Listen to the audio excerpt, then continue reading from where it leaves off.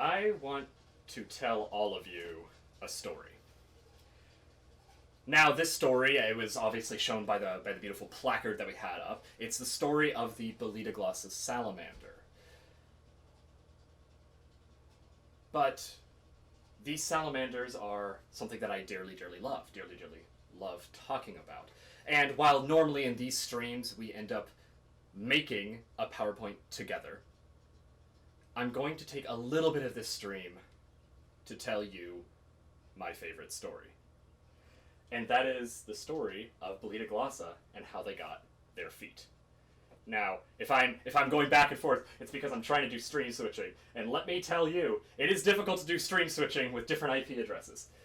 So, right here is a salamander, right? This is a beautiful salamander. This is one that I found. But this is not Bolitoglossa. No, this is a closely related one. This is a Plethodont. So, Plethodontidae, this big family, the biggest family of salamanders. They are so cool, and I want to tell you about them because I think they're really cool. And one of their coolest things is that they're called the Lungless Salamanders. No lungs. This entire family, or at least the vast majority of it, respire through their skin. They breathe through their skin. And that's cool. That's cool. That's already cool as it is, right? But there's more.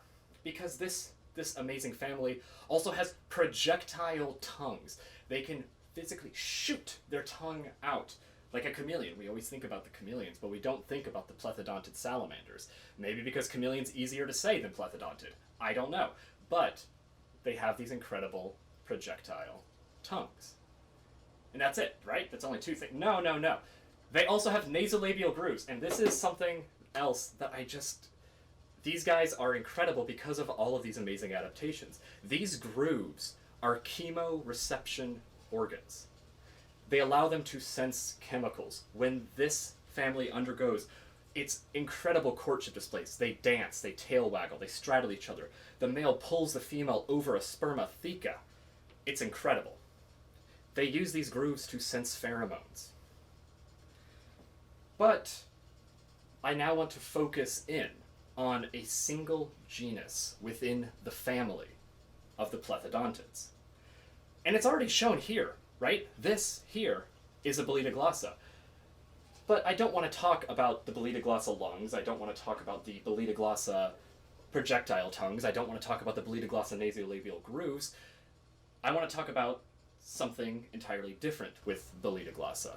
Something that I think is so incredibly fascinating. And if we're looking at this one, this is also a Bolitoglossa. If we look closely, we'll see that it has very weird feet. Now, it's not just that they have feet. That's not the incredible thing. It's not just, they have feet. Congratulations. Snakes are jealous. There's something special with their feet. They're webbed, right? And yes, many organisms have webbed feet, but not many organisms have the story of webbed feet like Bolitoglossa do. Now, there's a big reason I want to talk about Bolitoglossa feet, and one of the biggest reasons is that when I first heard this story, this was the story that got me into evolutionary biology. It's the story that made me realize that evolution is stories. And that's why I want to share it with y'all today. And I also thought it was very timely that we are helping raise money for an organization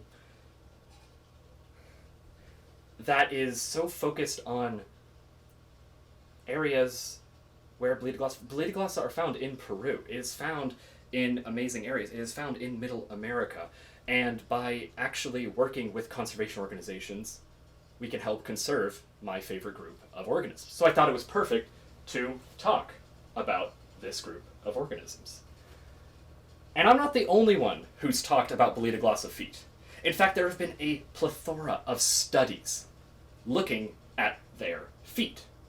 But I'm not really giving you the juicy details of why are their feet important, why do people study their feet, because for that we need to go way back in time.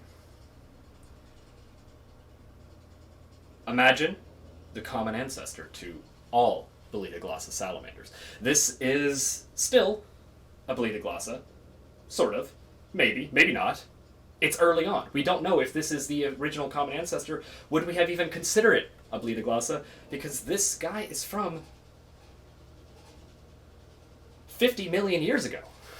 At least 50 million years ago. So what we're looking at is a story that has unfolded over 50 million years, centered around their feet. So why? Well, let's take it back. This common ancestor that lived way, way, way before anything we can even conceive, we only have glimpses of what's happened over these 50 million years, was originally found in what we know as North America. And specifically, it was found around the Appalachian areas in the eastern part of the United States. However, or what we now call the United States. But it moved. And by it, I mean the entire species or complex of species, because we weren't there, we don't know exactly what happened, but we have phenomenal guesses. They moved south into Middle America being Central America, and parts of South America, parts of North America and the US as well. It moved down here over 50 million years. And during that time, an amazing amount of changes occurred. Now I need to take a step back. I need to take a quick step back to explain a specific term. Paedomorphosis. Ooh, paedomorphosis. Sounds fancy. Paedomorphosis, by definition, means the retention of juvenile characteristics. Now, any characteristic can be juvenile if it is found in an animal that possesses a juvenile state. And in fact, I think one that is similar, that we know about with salamanders, that I think a lot of us know about, are the oxalotls. These are paedomorphic organisms. They have retained these juvenile gills and are able to live aquatically, because the larvae of the Ambystoma salamanders are also aquatic, and they also have these gills. And instead of having their gills reduce, developing the ability to breathe air outside of an aquatic medium, the oxalotls stay in. But there's a slight difference here. I'm using oxalotls because I think a lot of people know about them. And I think that they're a great example, and a very classical example. But Bolitoglossa doesn't have this aquatic stage. Not at all. But that doesn't mean it has to retain gills. It doesn't mean that paedomorphosis can be any juvenile characteristic. Well, one great juvenile characteristic is the size. In fact, the Bolitoglossas are a little bit smaller than you'd expect compared to other plethodontids in their family. They also typically, not always, but typically have bones that are not completely ossified. Ossified meaning hardened. Just like humans, when we are born, we have a soft spot on our head. It's very similar in Bolitoglossa, actually. A lot of them have not fully ossified craniums. And then, if you're picking up on context clues and foreshadowing, you'll know that another paedomorphic trait can be these incredible webbed feet. So why do I keep speaking about these webbed feet? Why do I keep showing these awesome salamanders and how they've changed? Because there is another element to this story. The Bolitoglossa weren't just moving down south. They weren't just getting these feet. There was also another shift to arboreality, meaning they began to live in the trees. They got off of the ground. They moved from a terrestrial lifestyle into the trees. And the amazing thing is these feet might have helped them. You see, these feet, these webbed, not fully developed feet, act as suction cups. It allows them to scale these amazing plants, amazing trees, amazing flora found throughout this region. But you may think that this seems like a very cut and dry example of something going on. They get these feet, right? And then they start climbing trees. Then they start expanding their range southward. But just like any story, it's not that simple. Not at all. And that's where this story, to me, gets exceptionally interesting. Now, I talked about Bolitoglossa. They, of course, have webbed feet. But we need to speak about their origins a little bit. And I think I need to maybe take a step back and say that, yes, Bolitoglossa are well known for their webbed feet, but not all of them have it. In fact, only about 50% have the webbed feet. So this is a little bit interesting, because we say that they moved southwards. We say they started to climb trees because of these webbed feet, because of these suction-cupped webbed feet. However, not all of them have it. So what gives? Our preconceived notion is to think that some common ancestor 50 million years ago had these webbed feet, and then moved southwards, finding trees and climbing them higher and higher and higher and higher.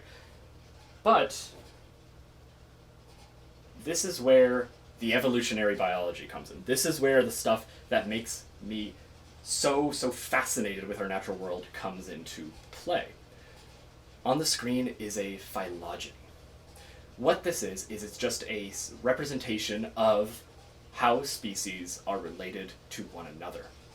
If you can trace two paths down, those two species are closely related to one another. And the more paths you need to take, the farther away they are. Now what happens if we put all of the Bolitoglossa onto this tree, and then estimate where those webbed feet occurred? Well, if we did that, we'd actually find something very interesting. Because of course, yes, some of the Bolitoglossa don't have webbed feet, and that's okay. But what you'll notice is that it seems like webbed feet actually came multiple times in this species' evolutionary history. This tree right here represents 50 million years of evolution. So, what's going on? Why do we have multiple webbed feet? Well, we could just say it arose multiple times. As they moved southward, some condition may have changed it to where the webbed feet developed. But we talked about webbed feet in terms of arboreality, in terms of moving away from a terrestrial lifestyle into one in the trees, into ones in the vegetation where they are climbing with these amazing suction-cup feet. So does the story change when we also put onto this tree where arboreality developed? It does, actually. Because again, our preconceived notion was that there is a arboreal, webbed-footed Bolitoglossa that just strolled into Mexico one day and then took over Middle America. But that's not what happened. As this common ancestor, and then what eventually became common ancestors as it speciated, because Bolitoglossa contains 136 species today. It is the most speciose genus in the most speciose family of salamanders. It is an incredible, incredible history. And yes, we think about it. We think about it as this webbed foot going up into the trees and allowing them to live. But we can estimate this. We can estimate, well, how likely is it that they move from terrestrial to arboreal? And that may give us a great answer as to this question of why are some salamanders webbed-footed and arboreal? Why are some webbed-footed but not arboreal? And why are some arboreal but not webbed-footed? What is going on here? What is this mess? Well, someone looked at the rates from terrestrial to arboreal, and also the rates from arboreal to terrestrial. And what they found is that it is 24 times more likely to move from a terrestrial to arboreal. That is 24 times less likely. Arboreal to terrestrial is 24 times more likely to occur based on the species that we're looking at now. So then why are there even arboreal species, right? This is the question. This is the thing that I've been wondering about. This is the thing that I have been pondering about ever since I was in Lee Fitzgerald's herpetology course in my junior year of undergrad, where I first heard this story. It's because arboreality was very, very important very early on in their evolutionary history. In fact, some current theories say that this transition from terrestrial to arboreal happened at a time when webbed feet were also developing. So in tandem, the webbed feet and the arboreality evolved. However, now that they're living in a much different world, with different selective forces, with different evolutionary pressures, and I do not mean within the Anthropocene, the time where humans have lived, I mean over the last millions and millions and millions of years, there was a subsequent reversal of those pressures. Instead of a pressure to become arboreal, there was a pressure to go back to terrestrial life. When I first read this, my mind was blown.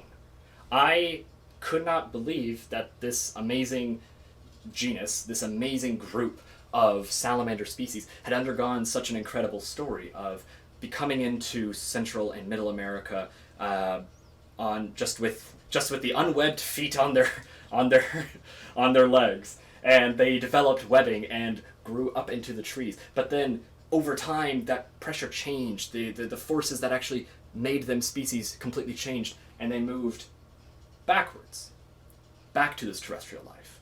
And the more and more I looked into evolution, and the more I studied it, and the more that I am working with it, I've learned that that is surprisingly common, because evolution doesn't work on a trajectory. It doesn't work in a set path. There isn't a perfect scenario where it's going to follow this explicit list of instructions on how to occur. No, it's always being pushed and pulled and manipulated and rotated and twisted and turned into these incredible stories. Just like the stories of real life are more incredible than anything else, these stories are amazing because they've happened here. But something that always gets off with evolutionary stories that I think I don't see often is we speak about them in terms of millions of years. And that's what I did just now. We spoke about this amazing organism in terms of 50 million years of evolution just on their feet. But we don't often talk about how evolution is still occurring. We don't often talk about how we are moving down a path in our Anthropocene, the age of humans, that is fundamentally changing species, and at rates that have never been seen on this planet before. So, I want to talk about threats. But, in the spirit of how we do these live streams, about how we usually do it, I want to talk about these threats together, and I want to make this presentation together, because this is the end of this presentation, but the beginning of this one about threats. And so from here, I think we need to move positions and go back to our regular live stream and start making this presentation together. And I think this is a good point. Alex, are there any donations? Perfect. Oh, cool. So let me see this. Ooh. Okay. Okay, so I got Alex in my ear. We have donations from A Beautiful World, Nala, and Anonymous. So thank you. That is awesome. This is really fantastic. I also... Oh, I haven't set up a way to actually look at chat right now. Okay. We're doing this real quick. So, I might, I don't know what's going on anymore. So normally when I make these, yes, Alex can tell me chat. Alex is in my ear and ready to help me out because I need all the help I can get. So with threats, I, of course, wanted to talk about all these various threats that are going on, and normally we would spend a couple hours here building a presentation and presenting it just like I did just there. But I in the interest of time, I pre-made a pre-Googled things about all of the threats going on with Bolitoglossa Salamanders, and I have 15 minutes to talk about all of these beautiful threats. So, where is it now? So just like with any, just like with a lot of amphibians, the biggest threat that we can really have right now is habitat loss, and that is no different with the Bolitoglossa. Let me show you something really quick. So, yes, this is in the right area. And it doesn't show up. Interesting. That's a choice. So, look at this. Always messing with these window captures right at the last minute. We'll just make this a display capture. Okay. Yeah, there we go. So this is a set of range maps. So, oh, now I'm gone. Hello. Hello. So these range maps are of Bolitoglossa. All of these are downloaded from IUCN, which is if you aren't aware of IUCN, amazing organization that is the one who says if species are endangered or not. And they have these wonderful range maps. Now, this isn't all the species. In fact, Bolitoglossa does extend down into Peru, into Brazil, into many of these areas. However, these are where the range maps they have. Then what you'll notice is that they're in Central America, they're in South America, they're in these areas that are constantly fighting with habitat loss. A lot of deforestation is going on in these areas. And the Bolitoglossa are not immune to that effect. And something that I think is really, really critical with this is, like, yes, we see these big ranged ones, right? Like this, whatever blue is right here, Bolitoglossa striatula. But then we see lots of little bitty circles, species with very, very narrow ranges, such as, what is this? Let's hide all items, and we'll do Bolitoglossa cari. So that is the only spot that this species is known from, right? It's only known in this one region. Where are we at? Is this Mexico still? Or Guatemala? Honduras. So found in Honduras. And it's very, very narrow. So the effects of habitat loss will dramatically affect this species more. So let's add that to our PowerPoint, right? We're talking about these threats. We're putting things together. And if you don't know, every time we make these slides together, y'all, it's wild, it's fast. And honestly, I don't focus on the text on the slide. I try to not have any text on my slide, if at all possible, because I would much rather, speak rather than show. And I think that's something that I learned really early on has been super, super helpful for me. And also it allows me to make these slides much, much, much faster. So I use Google Slides because they have awesome search images to find copyright-free public domain images for PowerPoints. So, Bolitoglossa threats, right? What did we talk about? We talked about habitat loss. Well, let's find something for habitat loss. If we Google it, great. We have all these wonderful pictures. I'm not going to use these wonderful pictures. We're going to use tree vector. And if you guys have any suggestions on how this PowerPoint should go, about what threats we should talk about, how we should do it, please leave them in chat. Every time that we've done this and someone has said something or asked a question or said anything, it's become a much, much, much better presentation. Or it's changed so dramatically that it became even cooler. I was doing one about bats just the other week, and Pam asked me, well, where did they get their wings from? And I was like, I don't know, Pam. But we looked it up, and it was like this super, super cool thing about like all these different theories about did they get their wings first, or were they gliding animals first, or did they use their membranous wings for something else? They were using them as like nets to catch insects. It was so cool. So please ask questions. And then, oh, I remember this. Oh, I can just grab this tree from up here. Look at this. Boom, boom.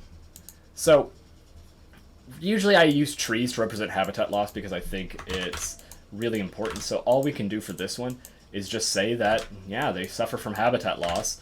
And what we'll do is we'll have that there, and then we'll just make it disappear, right? So, that didn't work. Move it over here. And then a simple animate. So, nope, we are going to make all of you disappear. Oh, that's a lot. Oh gosh, okay. I'm only somewhat professional, so... actually, yeah, I was freaking out right before the start of this because everything that I used to switch scenes, to change slides, I had to completely redo literally like 3 or 4 minutes before I was supposed to go live. Because absolutely everything just stopped working. Okay, it disappeared. There we go. But yeah, so now we have habitat loss. I'm just going to copy this to get some text over here. And boom. And then what we're going to do is we are going to record all of these and post them in a separate stream so that we can actually have more time. And then I also want to redo all this Bolitoglossa feet stuff because I think it's so cool. But we need to talk about their threats. And habitat is probably the biggest threat they are facing. So complete habitat loss. Well, let's do a new slide, right? Because with this habitat loss, what does it actually do? We fundamentally understand that if they don't have habitat, then they can't live, right? You can't live without a home. So what does habitat loss actually do to a species? Well, of course, there is just the flat-out removal of a home, which is bad. Most people would say losing your home is bad. I read that in a Highlights magazine, I think. But there are secondary effects to habitat loss, such as whenever we, say, build a road, right? We have these things called edge effects. So even if your habitat isn't massively destroyed, if we have, a few thousand acres and you build a single road through it, that may not affect everything in the habitat, but what you get is this bifurcation of that habitat. You get it fragmented, and habitat fragmentation is a key component of habitat loss. And in fact, let me see if I can find a good image on here for habitat fragmentation, because there's usually these great aerial shots of what a fragmented habitat can look like. So here we go. So here's something that's like actually a pretty good example of fragmentation. So these are obviously just roads being built in, but you'll see that along every road there is a degree of, I don't know, what would you call it, like roughness to it, right? It gets rougher because of these edge effects, and normally those would be like buildings, those could be infrastructure such as telephone poles, those could be any number of things, but while yes, there's this similar density of trees in between these two areas, right? Like between here and here, they look the same, but because of these edge effects, which can include anything from noise pollution, light pollution, wind pollution is another big one, it can dramatically affect organisms, even if the road is not being built directly through their tree. So I always like to include this in because I think that whenever we think of habitat loss, we have these stereotypical images of bulldozers coming through, ripping up the land and leaving it bare earth, but that's simply not the case in a lot of cases. In a lot of cases, it is these minor steps, these buildings of a road, the creation of a new, even a basic forest road can have some effects. And of course, we have things like roadkill that occurs with roads, like direct mortality, but that's not that's not it. So, want to throw that in there. Now, I do need to re-look up one thing. And because... Ooh. There we go. I'm good. There is a disease, if you're familiar with Chytrid fungus. Chytrid fungus is this awful, terrible fungus that is affecting worldwide amphibians. Ooh, so Chris is asking, what about farming irrigation? And that's actually a big part of it too, with habitat fragmentation, habitat loss. Farming in general is usually considered a destructive practice. There are absolutely ways to do sustainable farming that help wildlife, even if you do have to take away some microhabitats from them. But with irrigation, I guess it could depend on the type of irrigation. If you're doing like big canals that'll go through, that's a problem. If you are, because you're just, ripping up the landscape and putting in a canal. If you're laying down pipes, that could be potentially less of an issue, assuming no leakage, assuming you're not putting like lead pipes in the ground. But usually with irrigation, the biggest problem that a lot of folks focus on is the fact that that water needs to come from somewhere. So it may be that they had to build a dam to actually have this water to irrigate. It could be that they are taking it from aquifers, and like many of the aquifers in the US, they are being over-extracted to the point where their water cannot be replaced, and that's why we've been having massive drought issues. So irrigation, like, I'm glad you asked that, because irrigation is like a really tricky one, because sometimes we see some of the effects, but then there's also a lot of effects.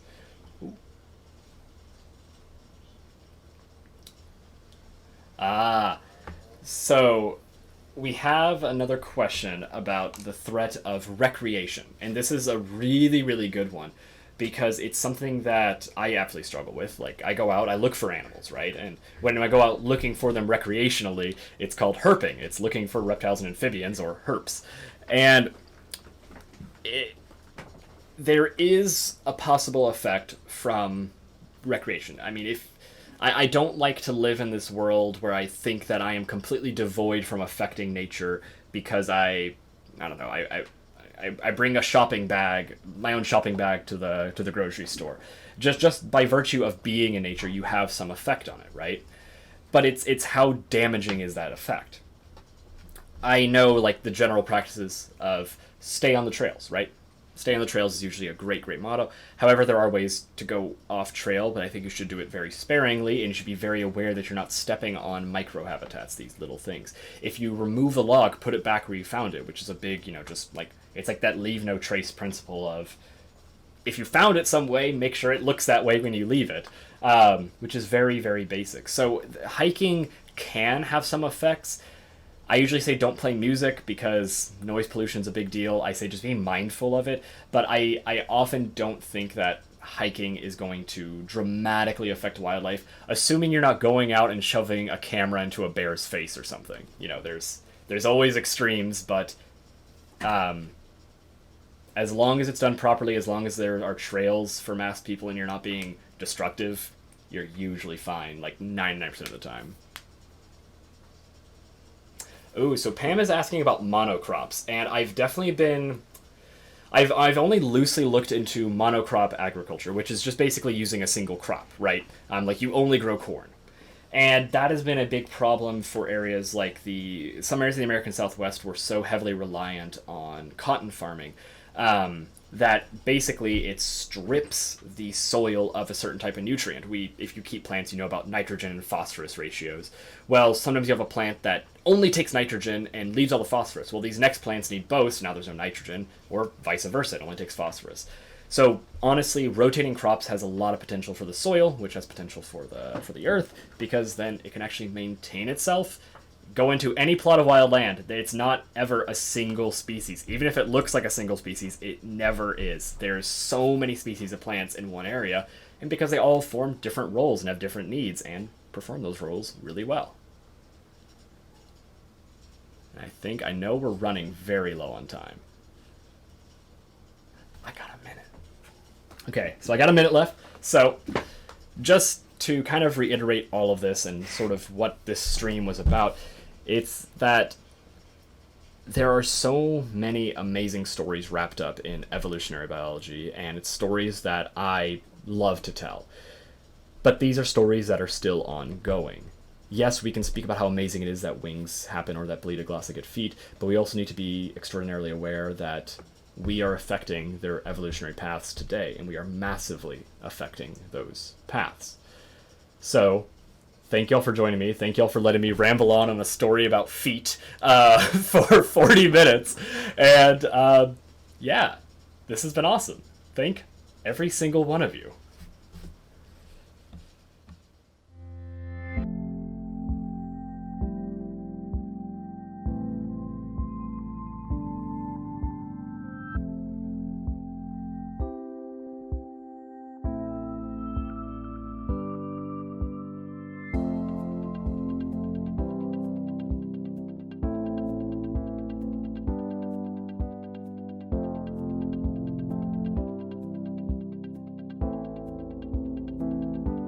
Happy Mother's Day to all of you wonderful mums out there. I thought this was the ideal opportunity to sit back, relax and take a look at some of the amazing mums that I've spotted this year whilst out into life beneath the water too. New Zealand's carnivorous eels are an incredible animal that spend 25 to 80 years, depending on species, in the freshwater systems in New Zealand before breeding instinct kicks in. These animals only breed once in their entire lifetime, and it's the last thing they do. These mothers in waiting go on a mass spawning migration, leaving the familiarity of lakes and rivers, travelling all the way up to subtropical Pacific oceans near Tonga, where they spawn en masse in deep waters. 17 months later, their offspring then make it all the way back to New Zealand. How amazing is that?